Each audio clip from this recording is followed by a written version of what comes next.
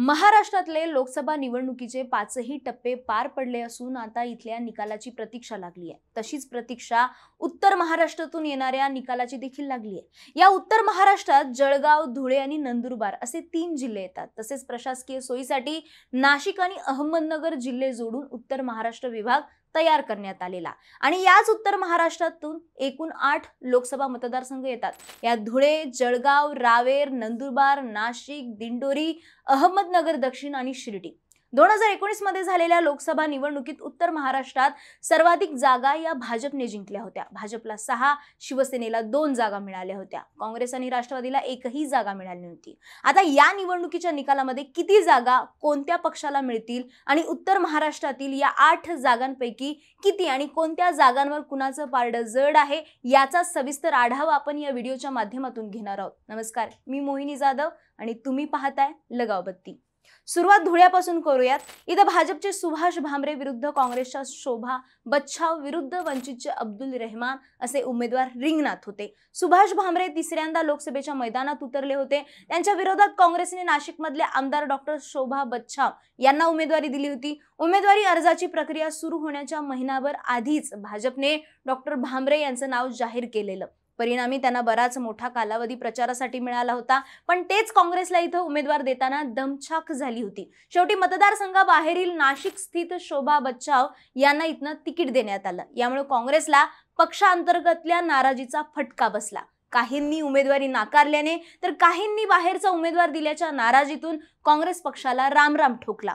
काँग्रेस इथं पिछाडीवर गेलेली, मात्र अर्जाच्या छाननीतून वंचित उमेदवार अब्दुल रहमान बाद झाले तर एमआयएमने उमेदवार न देण्याचा निर्णय घेत पडद्या आडून काँग्रेसला पाठिंबा दिल्याचं बोललं गेलं। परिणामी मुस्लिम बहुल मालेगाव मध्ये धुळे शहरातील एक गठ्ठा मतदान काँग्रेसच्या पारड्यात पडल्याची शक्यता वर्तवण्यात येते। तर वंचितमुळे संविधान प्रश्नी नाराज दलित मतदान आणि मणिपूर प्रश्नी आदिवासी, कांदा प्रश्नी नाराज शेतकऱ्यांची मतं आपल्यालाच मिळाल्याच्या आशेत काँग्रेस पक्ष आहे। पण जातीय समीकरण सोडली तर सुभाष भामरे यांनी त्यांच्या कार्यकाळात केलेली विकास कामं पुढे करत भाजपने इथं प्रचार केल्याचं दिसून आलं।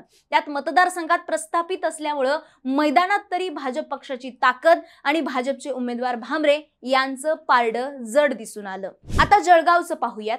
या मतदारसंघात ठाकरेंच्या शिवसेनेकडनं करण पवार विरुद्ध भाजपच्या स्मिता वाघ अशी लढत पार पडली। करण पवार, उन्मेष पाटील यांनी बंड करत भाजपला सोडचिठ्ठी दिली आणि ऐन निवडणुकीच्या तोंडावरती उमेदवारीसाठी ठाकरे गटाची वाट धरली। जिल्ह्यातील भाजपचं प्लॅनिंग तसंच भाजपला येणारे खाचखळगे हे दोन्ही नेते जाणून असल्यामुळे निवडणुकीत अनेक डावपेच आखले गेले। सोबतच उद्धव ठाकरेंना असलेली सहानुभूती आणि उन्मेष पाटलांचा स्वतःचा कार्यकर्ता वर्ग हे करण पवारांच्या बाजूचे मुद्दे असल्याचं देखील दिसून आलं। मात्र विरोधातल्या स्मिता वाघ या भाजपच्या सक्रिय कार्यकर्त्या, जिल्हा परिषदेच्या माध्यमातून ग्रामपंचायतीपर्यंत तयार केलेलं नेटवर्क, देवेंद्र फडणवीस, गिरीश महाजन, सुरेश जैन यांनी स्मिता वाघ यांच्यासाठी केलेला प्रचार दौरा, ग्राउंड लेवलला असलेलं भाजपचं बूथ मॅनेजमेंट यामुळे इथलं पारडं स्मिता वाघ यांच्या बाजूने झुकल्याचं पाहायला मिळालं। जळगाव नंतर आता रावेरमध्ये जाऊयात। भाजपचा बालेकिल्ला मानल्या जाणाऱ्या रावेरमध्ये भाजपच्या सलग 2 टर्म खासदार राहिलेल्या रक्षा खडसे विरुद्ध शरद पवारांच्या राष्ट्रवादीकडनं राजकारणात नौखे असलेले श्रीराम पाटील अशी लढत इथे पाहायला मिळाली। शरद पवार गटाची सर्व मदार ही एकनाथ खडसेंच्या ताकदीच्या जोरावरती होती, पण ऐन निवडणुकीच्या तोंडावरती एकनाथ खडसेंनी भाजप प्रवेशाचं जाहीर केल्यानंतर राष्ट्रवादी शरद पवार पक्ष बॅकफूटवरती गेला होता। कारण खडसेंनी स्थानिक स्वराज्य संस्थांमधली असलेली सगळी ताकद तसेच निष्ठावंत कार्यकर्त्यांची सगळी ताकद रक्षा खडसेंच्या मागे लावली होती। लेवा पाटील समाजाचा पाठिंबा, देवेंद्र फडणवीस, गिरीश महाजनांनी लावलेली फिल्डिंग यामुळे शरद पवारांच्या राष्ट्रवादीचे उमेदवार असलेल्या श्रीराम पाटलांची ताकद तोकडी पडली। श्रीराम पाटलांचा संपूर्ण भार हा जयंत पाटील आणि शरद पवारांच्या खांद्यावरती होता। रक्षा खडसेंच्या विरोधात जरी मतदारसंघात नाराजी असली तरी पंतप्रधान नरेंद्र मोदींच्या नावावरती मतं मागण्यात भाजपला इथं यश आल्याचं दिसतंय। त्यात एकनाथ खडसेंच्या पाठिंब्यामुळे ही जागा भाजपकडे जाऊ शकते। आता जाऊयात नंदुरबारमध्ये। या मतदारसंघात भाजपकडून विद्यमान खासदार हिना गावित विरुद्ध गोवाल पाडवी अशी लढत पार पडली। मागील 2 निवडणुकांमध्ये मोदी लाटेत हिना गावित निवडून आल्या होत्या। याच मिळालेल्या खासदारकीनंतर गावित यांनी 10 वर्षात या मतदारसंघात आपली पाळंमुळं घट्ट केली, पण या या निवडणुकीच्या काळात इथली परिस्थिती बदलल्याचं दिसून आलं. त्यांच्या विरोधात असलेली अँटी इन्कम्बन्सी, गावित कुटुंबाची घराणेशाही, पक्षांतर्गत तसेच मित्रपक्षाच्या नाराजीचं आव्हान, याच नाराजीतून समोरच्या उमेदवाराला महायुतीतूनच मिळालेली मदत, रखडलेली विकास कामं, असे सगळे मुद्दे निगेटिव्ह जात असल्याचं चित्र दिसून आलं. तर गोवाल पाडवी यांच्या बाजूनं आदिवासी बहुल मतदारसंघात असणारं काँग्रेसचा जनाधार, तिथली मतं, वडील केसी पाडवी यांच्या माध्यमातून मिळालेलं राजकीय पाठबळ, भाजपमध्ये असणारे गटतट हेच गोवाल यांच्या पथ्यावर पडणारं ठरलं. पण इथं भाजपकडनं पंतप्रधान नरेंद्र मोदींची सभा पार पडली होती. मात्र काहीच दिवसांनी काँग्रेस नेत्या प्रियंका गांधींची सभा इथं पार पडली. या सभेला अभूतपूर्व अशी गर्दी पाहायला मिळाली होती. बाकी ही गर्दी मतदारसंघातील चित्र बदलून टाकणारी ठरली का? या गर्दीचं मतांमध्ये रूपांतर होतंय का? हे 4 जूनच्या निकालातच कळेलच. पण इथं 50-50 दोन्ही उमेदवारांचं पारडं जड दिसतंय. नाशिकमध्ये जाऊयात. नाशिक मतदारसंघात महायुतीचे उमेदवार हेमंत गोडसे आणि महाविकास आघाडीचे उमेदवार राजाभाऊ वाजे आणि अपक्ष उमेदवार शांतिगिरी महाराज यांच्यात तिरंगी लढत पार पडली. पण या निवडणुकीत महायुतीने हेमंत गोडसेंना उमेदवारी द्यायला उशीर केला. कारण हेमंत गोडसेंना उमेदवारी मिळू नये यासाठी भाजपमधील एक मोठा गट तसेच इच्छुक उमेदवारांचा गट गोडसेंच्या विरोधात कामाला लागला होता, असं स्थानिक पत्रकारांचं म्हणणं आहे. त्यातही नंतर उमेदवारीवरून माघार घेतलेले छगन भुजबळ देखील इथं नाराज होते. त्यामुळे त्यांनी गोडसेंचं काम खरंच केलंय का, यावर गोडसेंचा निकाल अवलंबून आहे. त्यातच शांतिगिरी महाराज यांनी देखील उमेदवारी मागे घेतली नव्हती. त्यामुळे शांतिगिरी महाराजांच्या पारड्यात कुणाची मतं किती पडली असणार आहेत यावर बरीच काही गोष्टी अवलंबून असणार आहेत. बाकी माजी आमदार राजाभाऊ वाजे यांना त्यांचं होम ग्राउंड असलेल्या सिन्नरमध्ये अनुकूल वातावरण दिसून आलेलं. नेमकं सिन्नरमधून सर्वाधिक 68% मतदान झालं होतं. हा सिन्नर पॅटर्न वाझेंना तारणार अशी शक्यता इथं वर्तवण्यात येते. बाकी मतदारसंघातील ग्रामीण भागातल्या मतांवर हेमंत गोडसेंचा होल्ड असल्याचं मागील निवडणुकीत दिसून आलं. या अटीतटीच्या लढतीमध्ये दोन्ही उमेदवार तितकेच स्ट्रॉंग दिसून आले. मात्र राजाभाऊ वाजेंचं पारडं जड असल्याचं इथं दिसून येतंय. नाशिकवरून आता येऊयात दिंडोरीमध्ये. दिंडोरी लोकसभा मतदारसंघामध्ये भाजपच्या भारती पवार विरुद्ध पवार गटाचे भास्कर भगरे असा सामना रंगला होता. खरं तर कांदा निर्यात बंदी, पक्षांतर्गतली नाराजी आणि मित्र पक्षांमधील धुसफूस यामुळे केंद्रीय राज्यमंत्र्याला म्हणजेच भारती पवारांना मैदानात उतरवणंही भाजप समोर ही जागा राखण्याचं कडवं आव्हान उभं राहिलं होतं.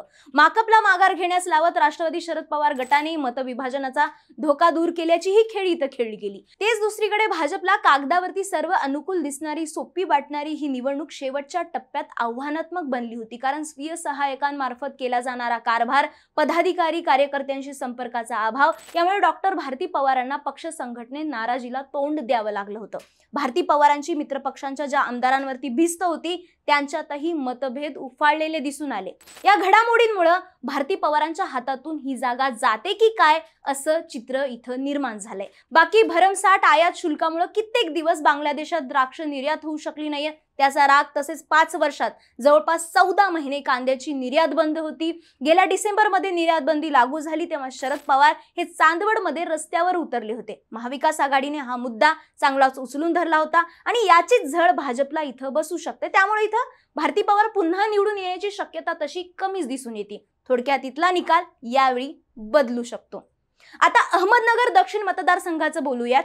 नगर दक्षिणमध्ये भाजपकडनं पुन्हा एकदा सुजय विखे आणि शरद पवारांच्या राष्ट्रवादीकडनं निलेश लंके यांच्यात थेट लढत पार पडली. नगरमधील लढतीला विखे पवार परंपरागत वादाची झालर असल्यामुळं पवार आणि विखे अशा दोन्ही नेत्यांसाठी ही प्रतिष्ठेची निवडणूक होती आणि म्हणूनच सुजय विखेंसाठी स्वतः राधाकृष्ण विखे पाटील मैदानात उतरले होते. विखेंच्या कार्यकर्त्यांची, भाजपच्या पदाधिकारी, स्थानिक नेत्यांची मोठ बांधणं, राम शिंदेंसारख्या एकेकाळी विरोधात असणाऱ्या नेत्याला सोबत घेऊन सभा घेण्यापर्यंत ते प्रचाराची रणनीती आखेपर्यंत राधाकृष्ण विखे पाटील ऍक्टिव्ह दिसून आले. तर नगरमध्ये स्वतः लक्ष घालून उमेदवारीसाठी निलेश लंकेंना निवडणुकीच्या तोंडावर अजित पवार गटातनं पक्षात घेण्यापासून ते त्यांच्यासाठी सभा घेणं, त्यांच्या मागे पक्षाची ताकद उभं करणं इथपर्यंत पवारांनी देखील जोर लावला होता. शिवाय काँग्रेसचे ज्येष्ठ नेते बाळासाहेब थोरात यांनी देखील त्यांची स्वतःची यंत्रणा विखेंविरोधात नगरमध्ये उतरवली होती. इतकंच नाही तर नगरमध्ये अशी चर्चा होती की विखे विरोधी गट छुप्या पद्धतीने निलेश लंकेंना मदत करत होता. महत्वाची बाब म्हणजे नगरमधले एक नामांकित उद्योगपतींनी देखील लंकेंच्या पाठीमागे बॅकअप लावल्याची कुजबुज होती। बाकी लंके यांच्या बाजूचे मुद्दे पाहायचे झाल्यास ग्रामीण भागात असणारा संपर्क, सर्वसामान्य चेहरा आणि शरद पवारांची ताकद अशा जमेच्या बाजू आहेत, तर सुजय विखेंच्या बाजूनं विखे घराण्याचा दांडगा जनसंपर्क, संस्थात्मक राजकारण, सहकार क्षेत्रावरती असलेली पकड आणि स्वतःची आणि भाजपची मजबूत यंत्रणा, विखेंच्या कार्यकाळात झालेली विकास कामं असे मुद्दे आहेतच। दोन्ही उमेदवारांच्या तुलनेत सुजय विखे यांचं पारडं जड दिसून आलं।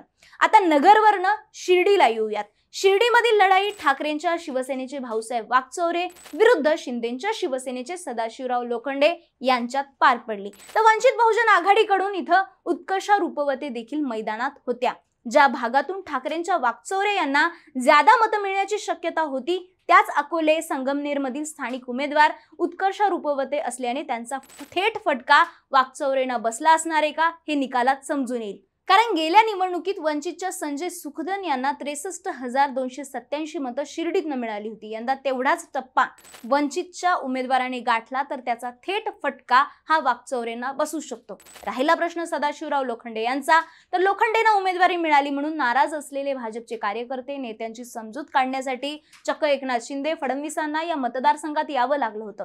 त्यात ज्यांच्या खांद्यावरती या मतदारसंघाची जबाबदारी देण्यात आली होती, त्या राधाकृष्ण विखे पाटलांनाही हवा तितका वेळ इथं देता आला नाही, कारण ते आपल्या चिरंजीव म्हणजे सुजय विखेंच्या प्रचारात कामात नगरमध्ये व्यस्त होते। बाकी अकोले, कोपरगाव, रामपूर या 3 भागातनं लोखंडेंना मोठी लीड मिळण्याचा अंदाज महायुतीचे उमेदवार व्यक्त करत होते। मात्र तिथंच भाजपच्या नेत्यांची नाराजी असल्यानं या मतदारसंघातलं वातावरण 50-50 असल्याचं दिसून आलं। पण इथं भाऊसाहेब वाकचौरे यांचं पारडं जड असल्याचं स्थानिक पत्रकारांचं म्हणणं आहे। ही लढत 2 आजी-माजी खासदारांमध्ये होत असली तरी ती स्थानिक पातळीवरती अप्रत्यक्षपणे याच मतदारसंघावरती वर्चस्व ठेवण्याच्या प्रयत्नात असलेले राधाकृष्ण विखे पाटील आणि बाळासाहेब थोरात यांच्यामध्येच रंगलेली दिसून आली। असो, उत्तर महाराष्ट्रात येणाऱ्या 8 पैकी धुळे, जळगाव, रावेर, नगर दक्षिण या 4 जागा महायुतीच्या पारड्यात पडू शकतात, तर नाशिक आणि शिर्डीमध्ये महाविकास आघाडीचे उमेदवार निवडून येण्याची शक्यता दिसून येते। बाकी नंदुरबारमध्ये दोन्ही पैकी कोणता उमेदवार येईल